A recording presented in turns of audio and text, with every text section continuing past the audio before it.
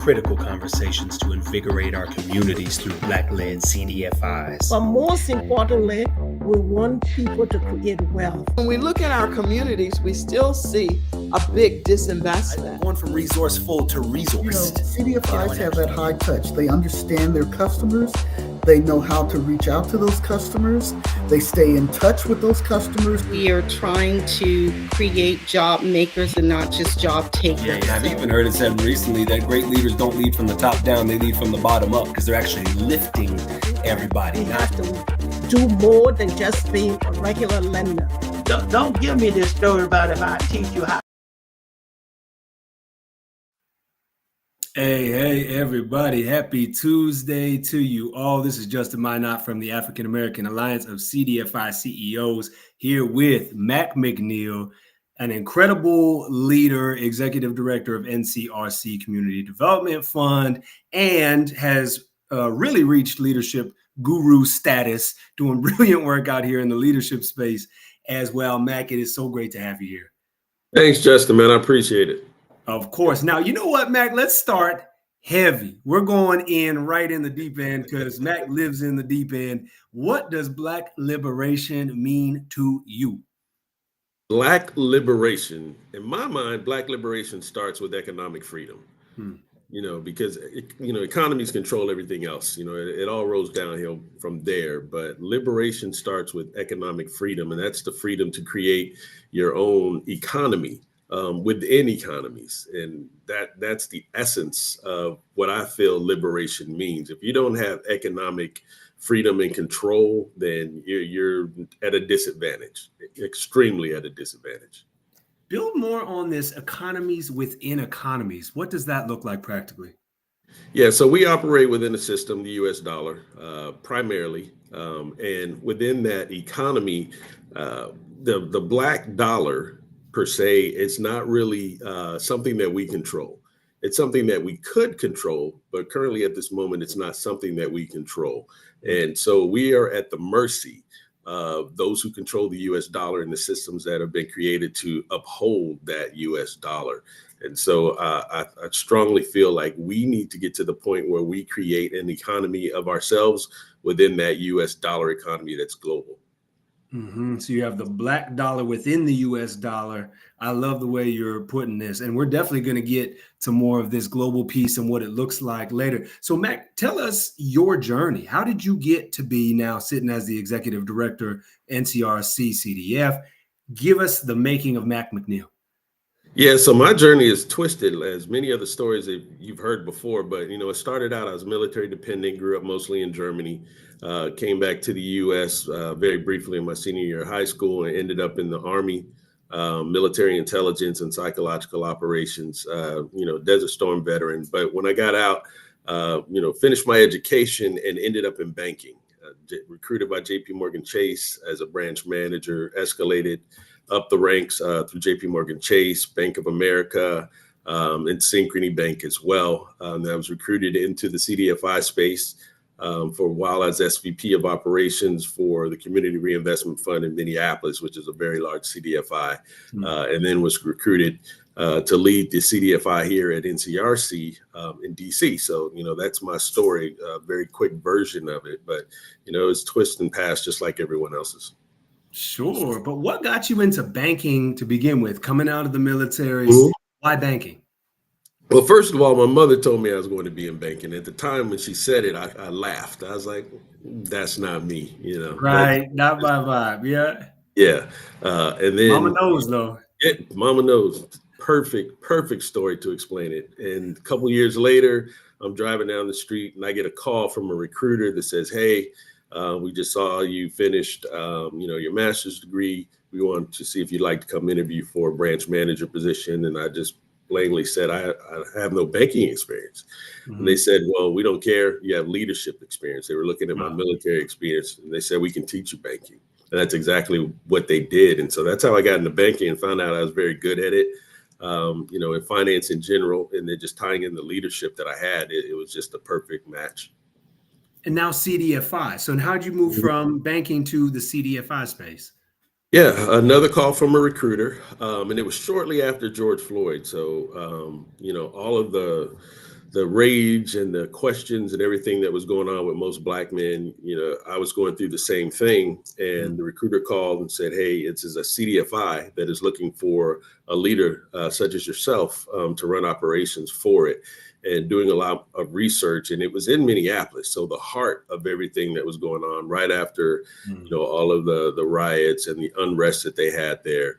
And I just felt like in my heart, like the timing was perfect to move into a space where I could utilize my leadership, my financial acumen for the communities. Not only the Black communities, but yes, as a Black man, I was concerned about that, but for the communities in general, like how can I take what I've learned and actually make a positive difference?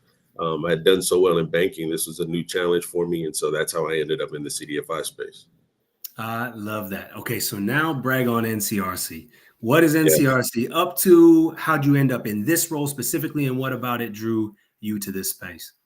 Yeah, so NCRC stands for the National Community Reinvestment Coalition, and it's a coalition of 700 organizations across the country that all work towards community betterment in some facets. So we have banks, educational institutions, CDFIs, nonprofits, so on, and just keeps going on. But so it's a huge organization, again, that works on community. And I ended up in this role, again, a friend of mine who happens to own a recruiting agency, reached out to me and said, this is a, prime opportunity. The location, in DC, again, the timing, it was all about the timing of, what's going on in the country. How can I be of impact? And then it helped that my mother and my sister live here in the DMV area. So I was like, yeah, this just makes sense. Again, the timing was right. The organization was right. Well-established organization that's doing a lot of really good policy and research work on the Hill, putting out important papers about topics that impact communities, whether that's, large bank mergers or just, CRA and the history behind it of redlining and, how we can challenge that as an organization. So all of that tied together, again, with, finance, it just works for my person. Yeah. So what are you seeing landscape-wise? This is a very interesting time and space that we find ourselves in as a country. What are you seeing? What should we be paying attention to from a policy standpoint? Well, policy standpoint, I would say that look at the policies holistically as an aggregate, because they're not individual policies, that are changing. And some people are getting caught up on a particular policy change. But I think we all need to take a step back and look at the bigger picture of what the policies can create. So the strategy behind it. Exactly. Right. Like what is important about this policy that really doesn't matter if you just look at it in the overall scheme of things. Right. I was watching a podcast just yesterday and someone brought up a point like, hey, this policy is in the news, but when you look at it compared to the national debt, it's 0.006% of that. So it's not really, that important from an economical standpoint, but why is it important in the overall theme and strategy of what is attempting to happen? So I think that's from a policy standpoint, without getting into individual policies, is where we need to focus. Like, what is this creating? And is this a good thing? Is it a bad thing? And if it's bad, how do you position yourself or your organization to be, one, you stand strong, but two, you fight back if it's not something that works for you personally or for your organization. Yeah. So what are you seeing right now from NCRC standpoint? What are you guys focused on in this landscape right now? Yeah, well, I'll tell you, our membership is important to us. As an organization, as soon as a lot of the executive orders came out, a lot of the members reached out and said, hey, are you guys going to be okay? Because they're concerned, right? We're a voice, we're a big voice. And we were able to respond truthfully that we're going to be fine. We're not in a position where these executive orders fiscally, impact our operating structure. So we'll be fine. But, we're really concerned about our members and how some of these executive orders can impact them. And so we've really been like getting strategically focused in particular geographic regions, particular demographics, where we can either step in or provide some research that we have to validate something that they're trying to say to maybe one of their congressional leaders. So that's really important to us. And then one thing I'm going to give our CEO credit for, CEO of our parent company of NCRC, Jesse Van Tol, but very early on, he quieted some of the fears of our employees in saying that, hey, we're not changing our game. And I think that's a big topic of conversation in the country right now. People are trying to figure out how they can change verbiage or whatever. And scrub websites and very early on, it was like, we're not changing what we do. What we do is what we do. Been doing it for over 30 years. It's extremely important and impactful. But we're also going to be smart about how we, operate or maneuver within this new environment and pay very close attention, again, from a step back strategic view, like what is really trying to happen? What are they really trying to accomplish? Yeah, you mentioned something really, really powerful that, there's not a lot of exposure fiscally where these executive orders can impact you. Now, we have a lot of our listeners are entrepreneurs. A lot of our listeners are CDFI leaders or emerging CDFI leaders as well. How do you think about positioning your organization in a way that actually makes you more resilient and able to say, because this is not impacting our financials, which is, as you said at the top of the show, when it comes to liberation, economics being a big thing, how do you position your organization to where you're less fiscally dependent on some of these systems that really aren't built by us for us? Yeah. So to answer that question for those that are listening, that, it does impact you. I want to speak to that audience, or it could impact you. I'd say do what we did a few years ago, and that is lessen your dependency on federal funding. And we did this not because we were anticipating, the Trump administration was going to get in the White House. It was just, smart operating model. Like, how could we lessen the dependency on that? And so we did, looking at other funding options and opportunities, actually created some new revenue streams or models that still were mission aligned. Definitely, you want to make sure that it's mission aligned. You're not getting away from that just to make money. That's key. So doing that, but there are a lot of other funding sources out there that if we actually, again, take a step back, we have to change our strategy. We look for them or get connected to them by, a great organization like the Alliance and say, hey, how can we get tapped into this new stream? There are a lot of impact investors and funders out there that have stepped their game up. It hasn't been in the media, I'll tell you that. But there are a few of them that reached out to us very early on saying, hey, if the federal government is pulling back, we're going to increase. Wow. We're going to increase our funding. So there are, philanthropic and impact investors that are still there that can offset or support organizations. So, through this period of whatever we're going through right now. So again, it's all about connections, networks, knowing who to talk to, asking questions, and just, sending those emails, picking up the phone, having a conversation with people that maybe you haven't talked to in the last 5-10 years of your existence, but now it's time. Right. Well, and I do feel like people are coming together and banding together in some really powerful ways, exploring partnership opportunities as well, even, from a CDFI standpoint, shared deals. Like, there's a lot of beautiful synergy coming together, I think, because of the pressure that I think we'll have some positive outcomes on that. I want to go to the chat here and want to give a shout out to Joseph Simmons. Thanks for your question. And anybody else who is tuning in here, hop in the chat, even just to let us know who is in the digital space. But a great question from Joseph. With the opportunity of the silver tsunami, can CDFIs develop an initiative for our community to take advantage of this moment? What do you see as the opportunity with, the demographics population-wise and age-wise here in this country? Yeah, so I think the opportunity is for young leaders, not specifically CDFIs, but it is time for young leaders to step up. And I'm seeing this, I pay attention to what's going on globally. I'm seeing this mostly vocally in Africa, I'll tell you that, where a lot of the young communities are like, it's our time.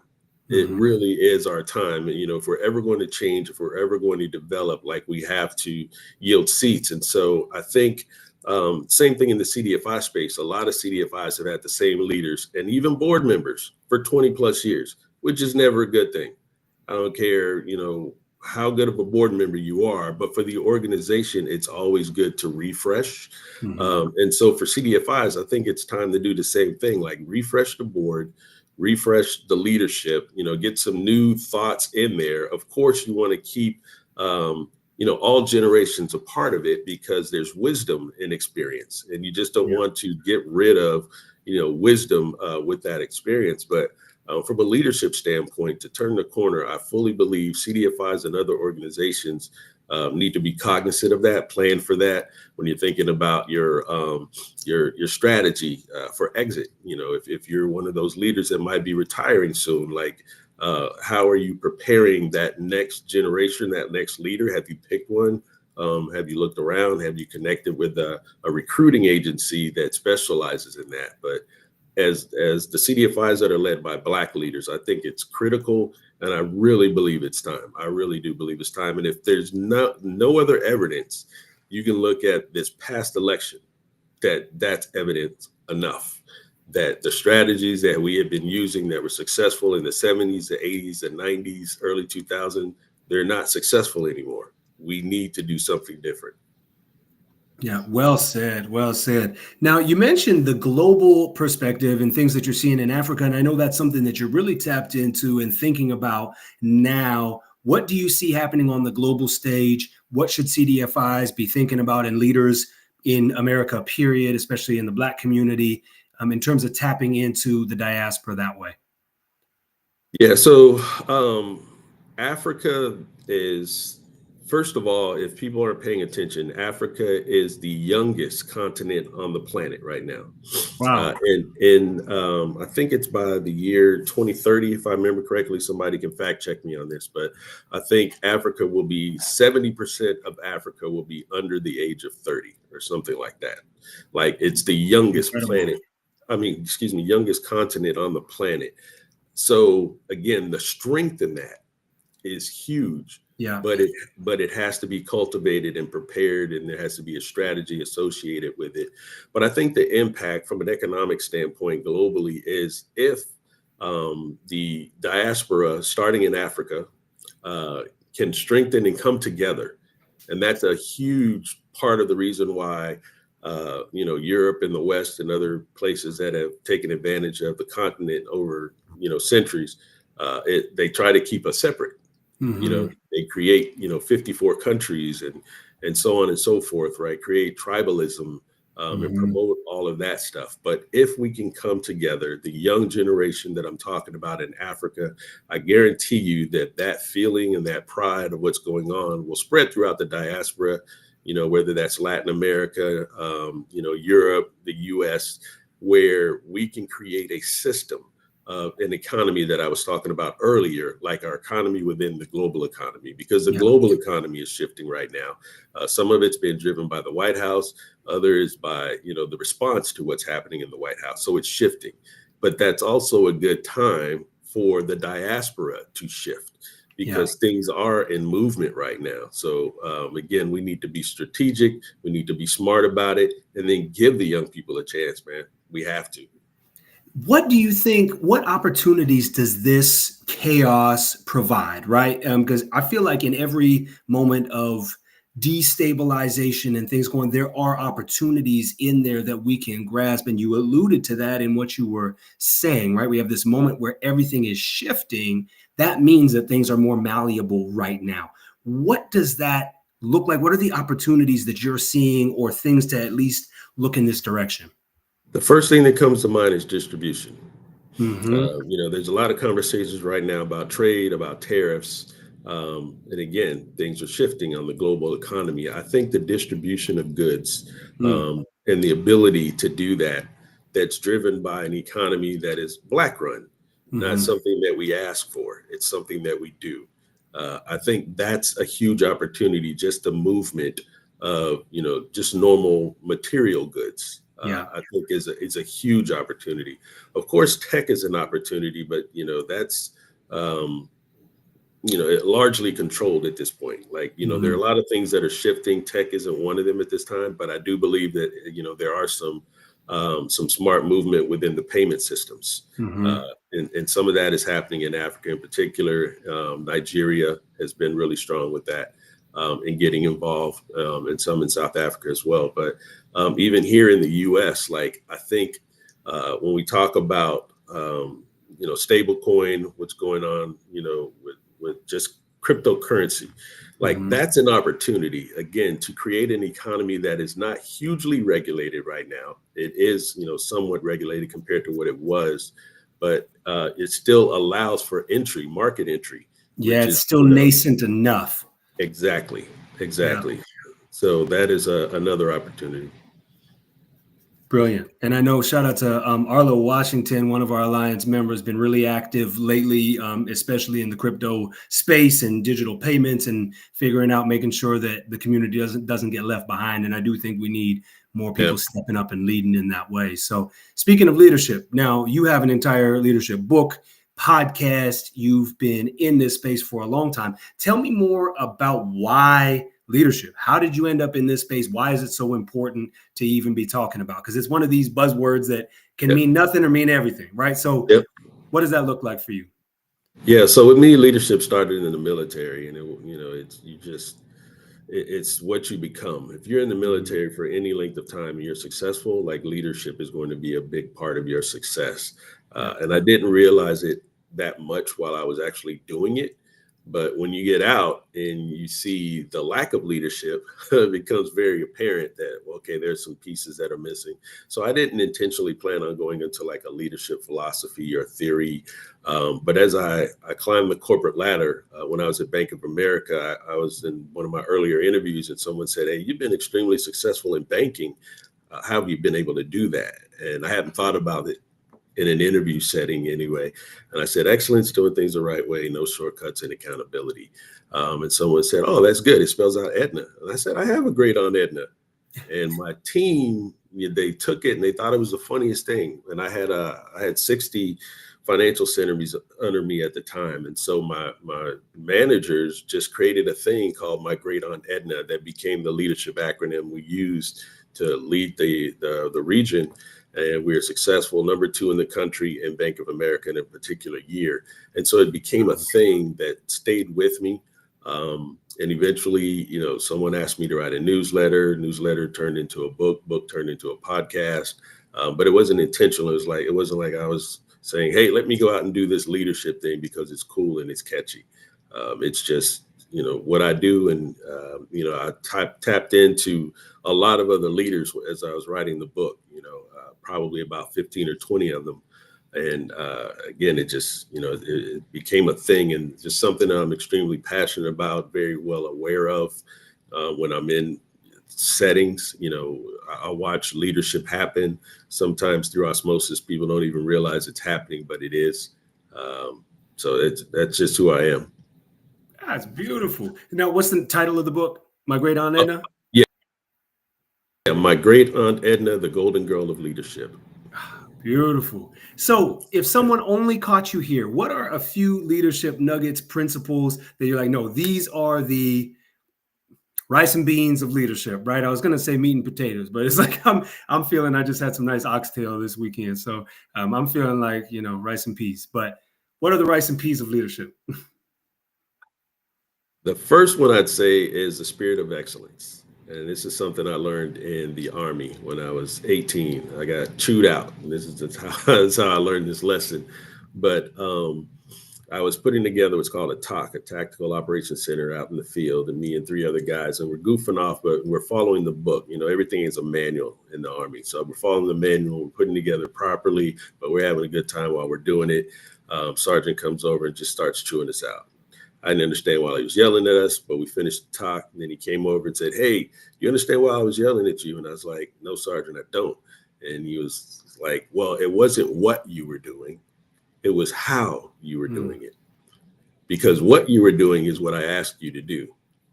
You followed the manual. You did that correctly. But how is a spirit. He said how you do something is the spirit of how you approach it. And excellence is a spirit. And so from now on, Private, everything I need you to do in the spirit of excellence. And that stayed with me. And so that's how I approach everything. But I started to teach my team that it's like, it's not, I'm going to give you instructions on doing things, and you'll probably complete it, within the time frame that I said do it. But the excellence and how you approach that is what actually matters. And excellence is not a result. Perfection is a result. I'm not asking for perfection. I'm asking for excellence. And that's from a leadership perspective. Once they get that, they take it and they run with it themselves. And that becomes, their own leadership presence. So that's the first thing I'd say, that the spirit of excellence is extremely important in how you lead and how your team executes. The other thing I'd say that I was taught when I was in banking is, as a leader, never get too high in the high or low in the lows. So there are times, like I said, finished number 2 in banking for Bank of America 1 year. Great. But don't get too high there. Don't get stuck there mentally that, things are always going to be like that. When I had a situation, very bad situation, where one of my assistant's managers I caught stealing from me. Ended up becoming a legal situation, and it was horrible, but low in the lows, like, my own leadership, like, what did I miss? Like, how did I miss this happening under my nose? But don't get stuck there either, because, things are going to change. And so those two things, I think, stay with me all the time: the spirit of excellence, and then don't get too high in the high or low. You have that in your book too? That's good stuff. Probably. Yeah, I'm sure it's in there. I know what the spirit of excellence is. That's good stuff. And name of your podcast is the same too? Yeah, my great on that's that. Good. Make sure you look them up. That's beautiful. So tell us about why now you have NCRC and now you have the CDF emerging out of this. Where did that come from? Why was that a thing? How did that evolve? Yeah, so the CDF actually started in 2007, so it's been around for a while, but it started with affordable housing. That's why it was created, to help build affordable housing in certain territories. And I can't remember exactly where. I know it's big now in Birmingham, down in Alabama, but that's how it started, the CDFI itself. And then, the fund grew, started doing small business lending, have an SBA PLP license. We do work with developers, emerging developers across the country as well. So that's how it started, and it's continuing. So what does the future look like for the CDF? Where are you heading? What do you see on the horizon? What would you like this to look like when we're doing another interview in 5 years? What do we get to celebrate?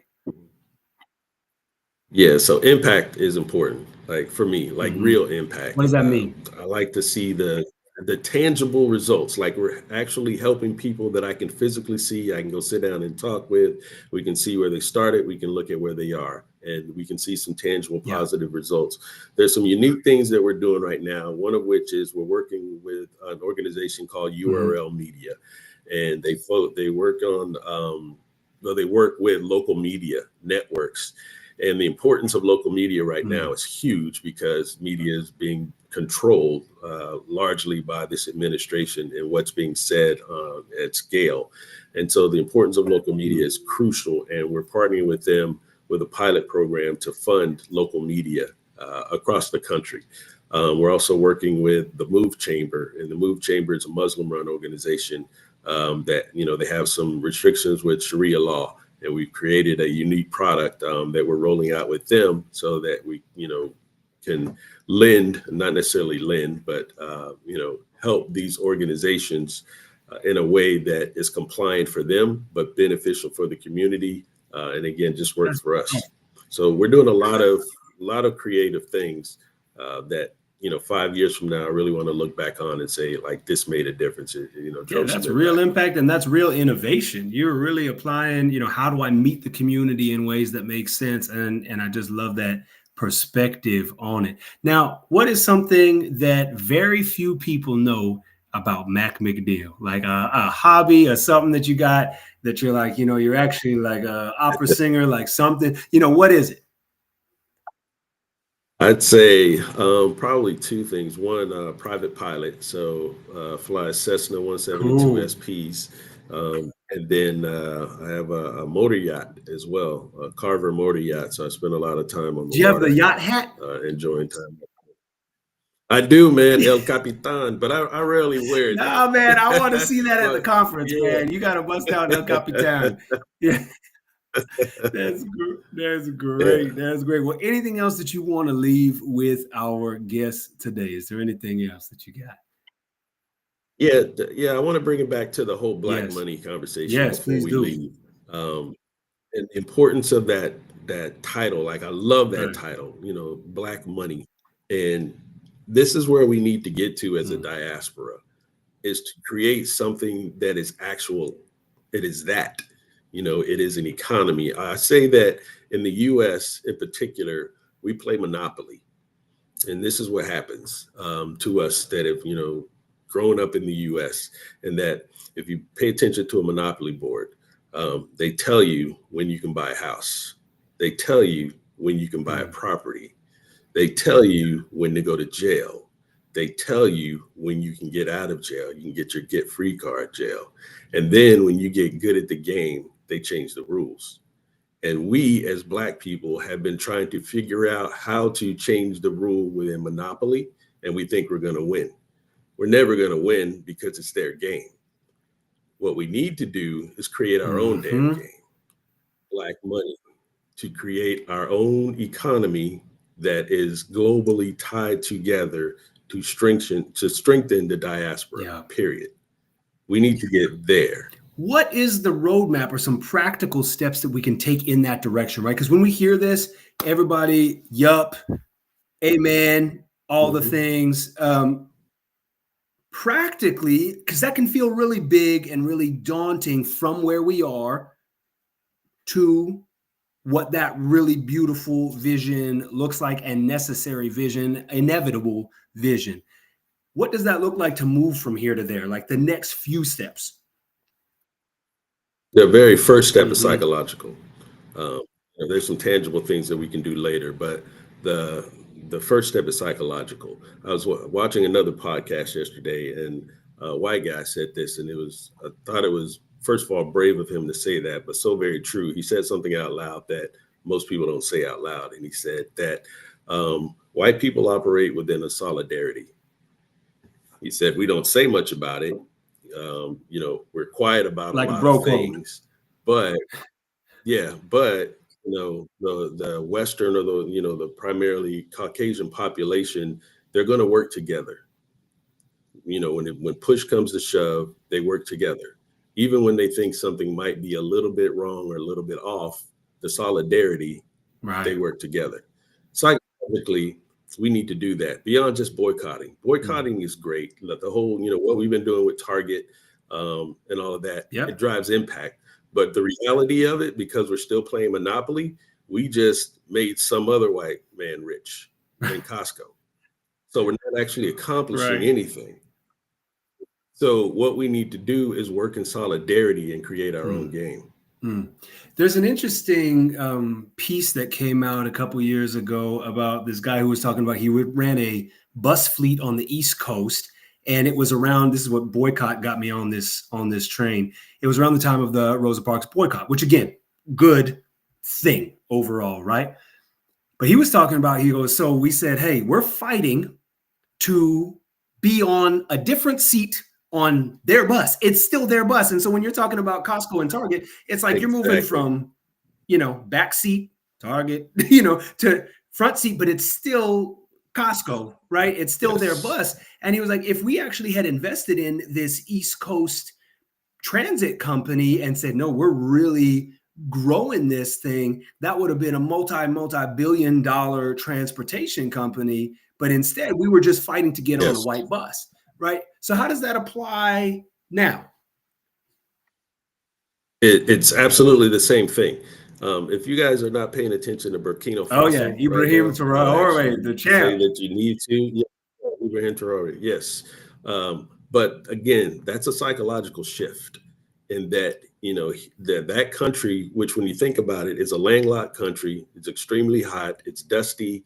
But that is where this whole passion is being birthed from in this new generation. Right. It's not about the where, it's about, again, the spirit of how you're doing things.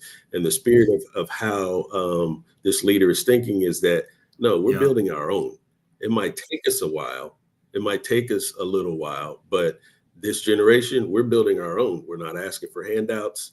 We'll grow our own food. We'll build our own army. We'll work in solidarity with other Black and Africans that are under the same mindset, but we're doing our own thing, period, and we're not asking. So we in the U.S., I think, can take some lessons from that young brother over there in a country that is, 10,000 times less fortunate from an economic standpoint than we are. And we just have to get there and stop asking. Like, that bothers me when I read and I watch LinkedIn a lot. But when people get on there and they say, like, why do Black people, why are so-and-so, why this? I'm tired of the whys. We already know why. Stop asking why. Let's plan what. Yep. That is so powerfully said. And this is the time. And what I love about what you said about this happens psychologically, right, is that an idea cannot be killed. Mm-hmm. Oh, I love that, man. Like the movie V for Vendetta. Yep. Have you seen that movie? Love that movie. But that line in that movie, when the guy said, why won't you die? He's been trying to kill him. Why won't you die? And he said, because under this mask lives an idea, and ideas can't die. That's it. Because I think, we get caught up like the Ibrahim Traore, right? Like the people's champ right now is like, okay, well, they're trying to take him out because he's standing for this type of thing. But they don't realize, like, an idea, if we embody this, cannot die. Yes. Right? It doesn't end with someone's physical life. It's something so far beyond. And I think when you move to that, you get to be unafraid. You get to move from a place like, nah, I mean, my body's the least of it. If they're coming for that, it's like, there's an idea, there's something I stand for that I'm inspiring people to do and think and move differently. Is like, you get like the line that they tried to bury us, but they didn't realize we were seeds. Like, you just can't do it because an idea is powerful. I love what you're doing on this. All right. So moving from psychological, and then what's next as we build, right? So the solidarity starts coming together. What do you see? Because I feel like we need a bit more of this blueprint, this roadmap of what it looks like to taste this in real life. And then I would actually love to hear, do you see any examples, small scale, locally, that are happening here on U.S. soil that is like, nah, more of that, amplify that? Yes. So to answer that question, I can speak personally because there's something I'm working on that is very massive. I can't speak to now, but there's somebody at the Alliance that is aware of what I'm speaking to. But it's something that's happening in the U.S. that will impact the diaspora, and it's tangible, and it's like something people will be able to point to and say, that is what we need to do. Because it's time to stop talking. It's time to stop asking why. It's time to stop negotiating. That doesn't work. And operate in solidarity, put together some tangible things that benefit the diaspora. Greedy people will be weeded out, because if you're all about yourself, which again is a U.S. problem, people are trying to, become self-enriched. You can become enriched while you're doing what you're doing, but if it doesn't benefit the diaspora, I'm not concerned. Well, and to me, if you haven't done anything for the community, you're not rich. You just have money. And there's a big difference between wealthy people, and I mean really wealthy people, and people that just have dollars. Like, you don't get to convince me that you are, quote, a success, and you had dollars and you burned a whole bunch of bridges along the way, and beat a bunch of people up, and nobody else is benefiting from it. It's like, no, you haven't. You just have money. Yeah. Man, definitely. This is beautiful. Well, please, everybody who is here tuned in, please give a big hand for Mac McNeil. Make sure you connect with him and the work that he's doing at NCRC CDF. Also connect with him with his podcast, his book, Brilliant Leadership, a leader in leadership, and doing beautiful work. Mac, thanks so much for your time. Thanks, Justin. I appreciate you having me in Alliance. I just want to say hello. Of course. And to everybody who tuned in, you could have been anywhere else and you chose to be with us today. And that is not a small thing. We do not take it for granted. So thanks for being here. One practical thing that you can do from here is share this interview, hit the share button so that we can amplify the reach of the work that Mac is doing and the messages that came through here today. So just hit that share button. It does a lot for us and costs nothing. So Appreciate you all. Take care. Keep changing the world. And I will see you again soon. This is Black Money. about economic liberation and freedom. Critical conversations to invigorate our communities through Black-led CDFIs. But most importantly, we want people to create wealth. When we look at our communities, we still see a big disinvestment. Going from resourceful to resourced. CDFIs have that high touch. They understand their customers. They know how to reach out to those customers. They stay in touch with those customers. We are trying to create job makers and not just job takers. Yeah, I've even heard it said recently that great leaders don't lead from the top down, they lead from the bottom up because they're actually lifting everybody. We have to do more than just being a regular lender. Don't give me this story about if I teach you how